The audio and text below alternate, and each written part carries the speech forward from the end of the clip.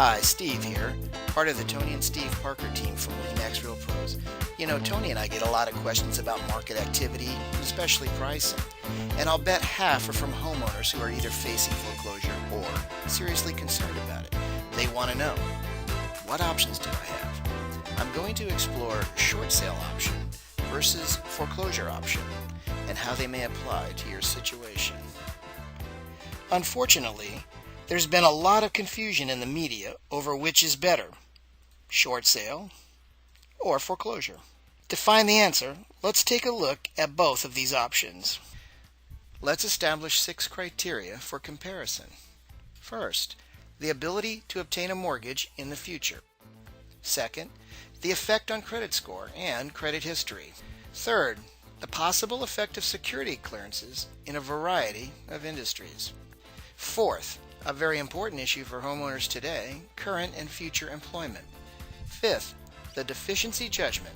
What rights does a lender have to pursue a deficiency judgment in both a short sale and a foreclosure? And sixth, without doubt a huge issue for homeowners, the income tax consequences, both federal and state. Now that we've established our criteria, let's get started. In a foreclosure, homeowners may have to wait up to 7 years to qualify for a new home loan.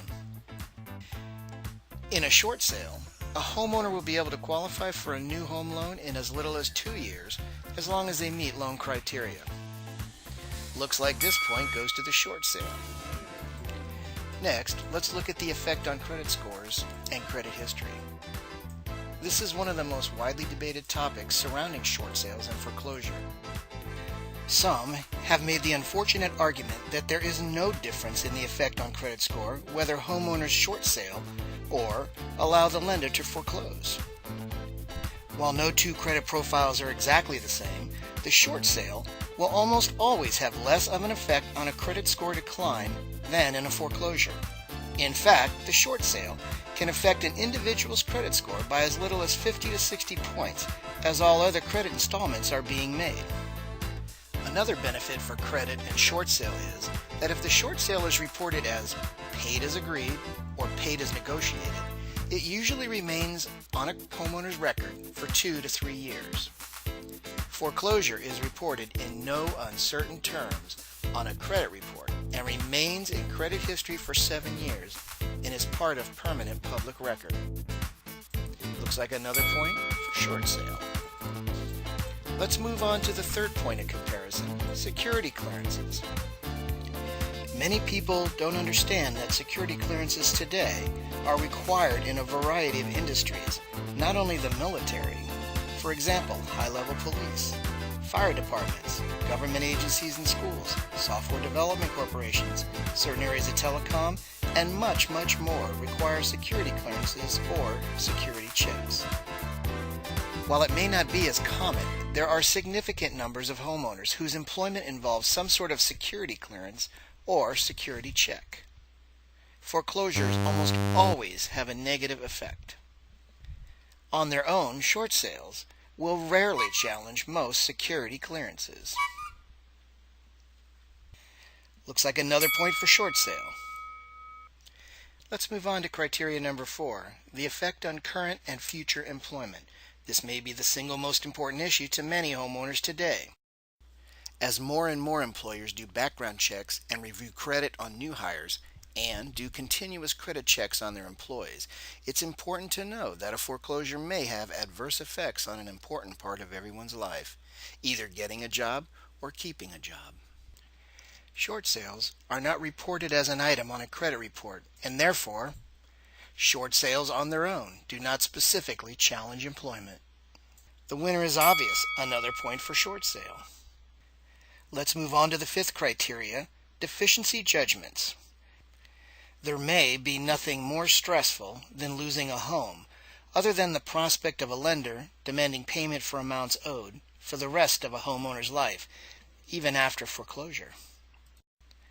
In a short sale, a lender may not pursue a deficiency judgment in any case, first or second mortgage, refis, primary residences, vacation homes, all thanks to California Civil Code 580E. When a property goes into foreclosure, this right is forfeited, as the Civil Code 580E simply does not apply in many, if not most cases.